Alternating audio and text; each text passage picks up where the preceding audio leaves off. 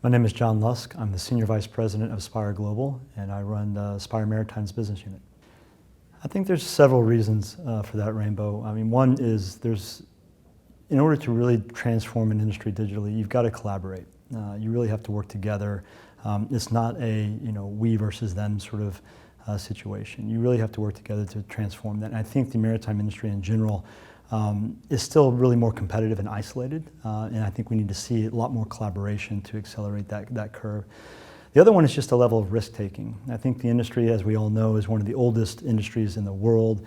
It's also one of the largest and arguably the most important industry to the global economy. And when you've been doing things a certain way for so long, it's hard to change. And when you look at the maritime industry and you're asking them, hey, adopt data and do more things and take out all of your old systems that have been in place for 50, 60 years, I think there's a little bit of risk aversion there, which is totally understandable.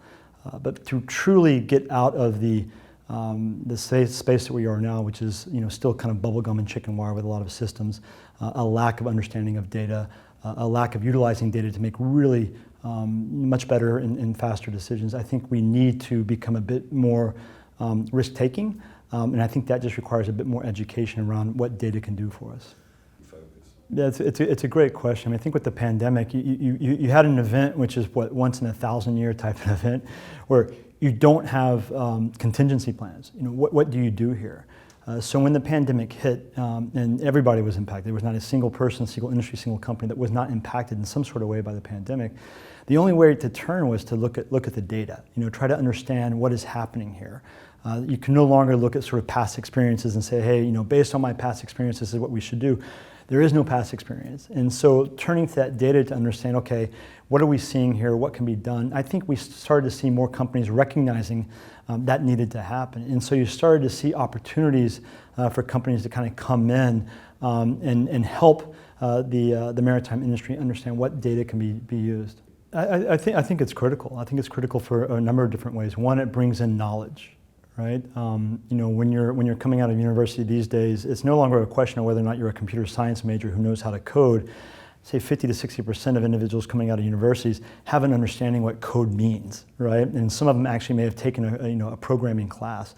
So there's a level of knowledge that the younger generations have that they can bring into the maritime industry. And I think you have, at least historically, I think the maritime industry has been one of the oldest workforces in the industry. I don't know if this is accurate or not, but I remember when I first came into the industry 3 years ago in doing my research, I think the average age of the maritime employee in the industry was something around 32, 33 years old. When you look at a typical Silicon Valley-based technology company, it's probably around 23, 24, right? So I think you need that younger generation. You need that infusion of new ideas, not afraid to take risks, and that knowledge transfer, I think it's imperative. And I think you're going to start to see that. And so one of my first projects was in the aviation industry. And we came into one of the largest US-based airlines, and this was right at the advent of the internet, around 1993, 1994. And they wanted to sort of adopt new technologies because they felt like the future was in the internet. And so we came in to look at their systems, and it was systems that had been built over the course of 40, 50 years. And it was literally just a mess of all these different systems, old systems built on old programming languages. And we were in charge of taking them through this 2-year journey of replacing those systems and getting them to this point where they were on systems that were collecting data. And it was a painful experience. But if you look at the airline and the travel industry now, they're probably the most sophisticated in terms of digital transformation. So it's taken them 25 years or so, but like they're at the top of the curve. And I kind of see the maritime industry, the shipping industry, at the same level where aviation and the airlines were kind of in the early 90s, which means that there's just tremendous upside for the industry.